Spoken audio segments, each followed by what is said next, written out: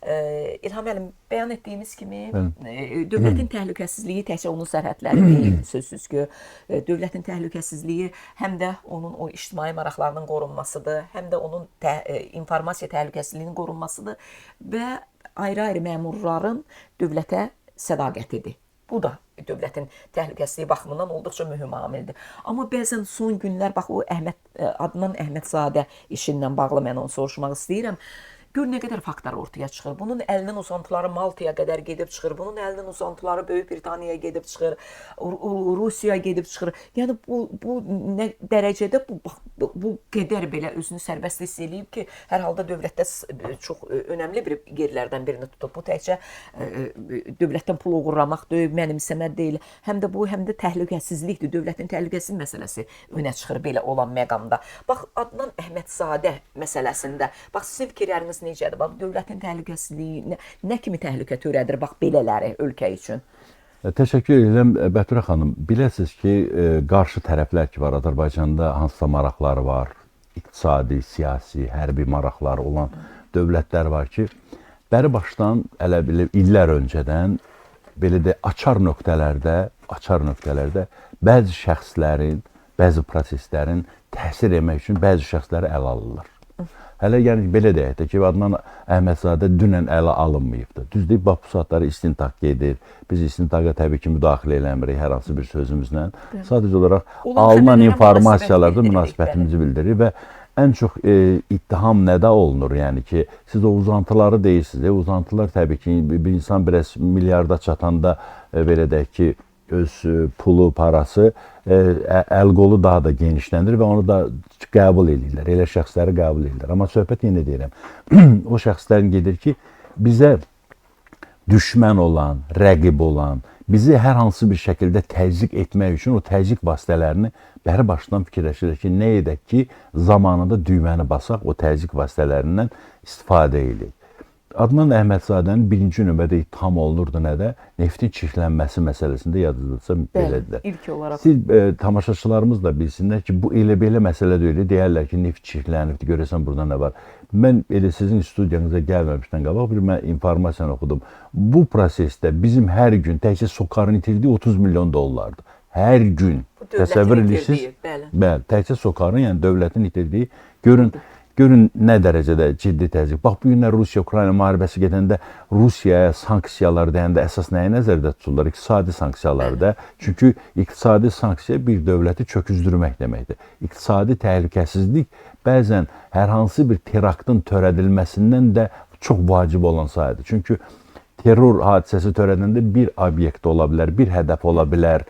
Və yaxud da ki, bir neçə şəxs belə də ki, pis həyatını itirə bilər. Amma iqtisadi təhlükəsizlik bütövlükdə dövləti iflis vəziyyətinə gətirib çıxara bilər.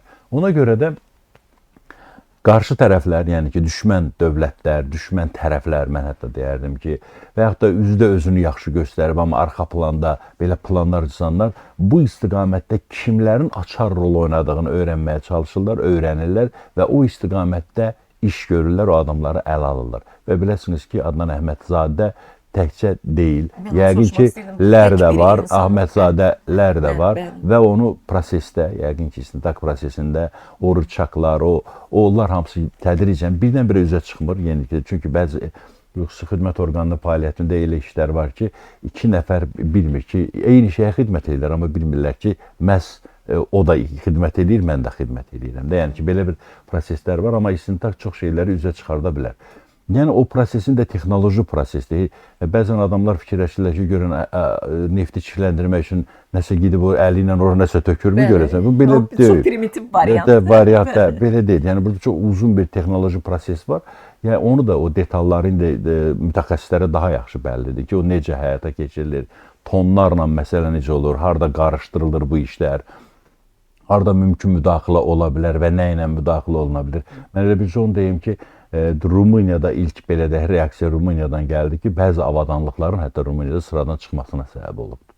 Yəni ki, təkcə bizə zərbə dəyməyib də, başqasına da dəyibdir və bu nəyə gətirir sonda çıxardır? Azərbaycanın nüfuzunu aşağı salır, Azərbaycanın gəlirlərini azaldır. Bax, bu yadınızdadırmı bəzi proseslərdə, konkret olaraq belə deyək də ki, təyyarənin vurulmasından sonra Azərbaycanın reaksiyalarını, əks reaksiyalarına qarşı tərəf, yəni Rusiya əks reaksiyalar verdi. Sonuncu əks reaksiyalar hələ bu Əhmədzadədən öncə Ukraynada SOCAR-ın obyektlərinin vurulması, kompressor bazasının vurulması Odessa yaxınlığında. Bütün bunlar hamısı bilirsiniz nəyə hesablanıbdır?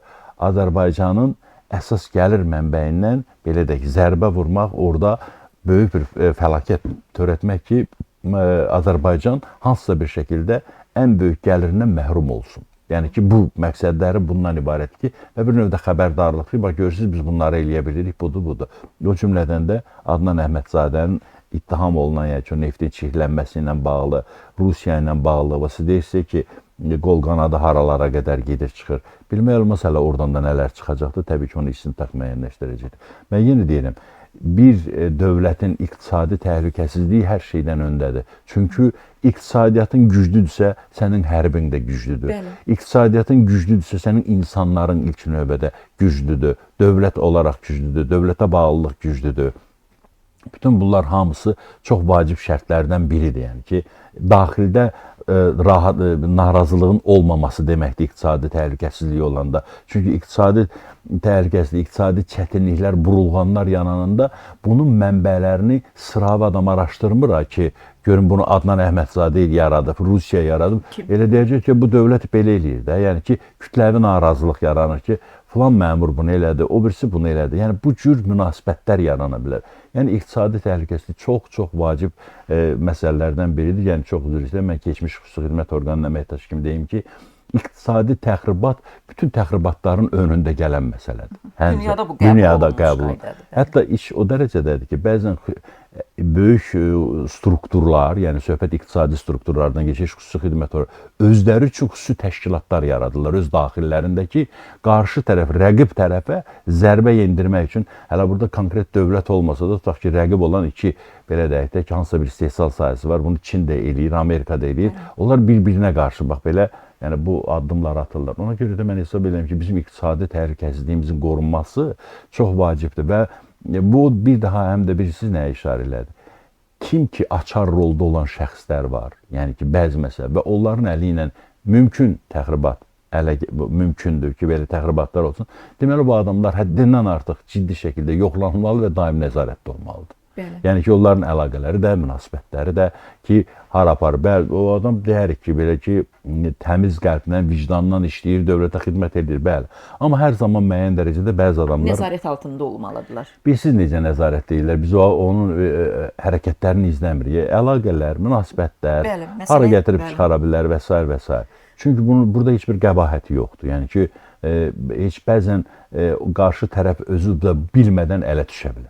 Ələ keçirilə bilər. Ona elə bir tor qurula bilər ki, məcbur ola bilər. Yəni nəzərə alaq ki, müxtəlif maraqların Azərbaycanla bağlı fikirləri heç də aydın deyil, heç də bir mənalı deyil. Hər halda indi müəyyən informasiyalar gedir, yəni ki, bağlılıqla barəsində, yəni ki, müxtəlif qollar açılır, mətbuata sızdırılır, amma ən dəqiqini təbii ki, məhkəmə prosesi, yəni istintaq yekunlaşanda biz daha dəqiq biləcəyik ki, detallar nə ilə bağlıdır və səbəblər nədir, necə olubdur, yəni ki, necə deyirlər, bu təliyə düşüb, bəlkə də təliyə düşməkdir, təşəbbüskardır, yəni mümkün ola bilər. Çünki o təşəbbüskar olanda daha rahat işləyir qarşı tərəfdən. Özü bilir ki, hansı nələr üçün məqsəd. Hər halda yenə deyirəm, bunu istintaq daha yaxşı müəyyənləşdirəcək. Bir daha hər bir, belə deyək ki, tamaşaçılarımız da bilsin ki, iqtisadi təhlükəsizlik dövlət üçün ən vacib tərəflərdən biridir.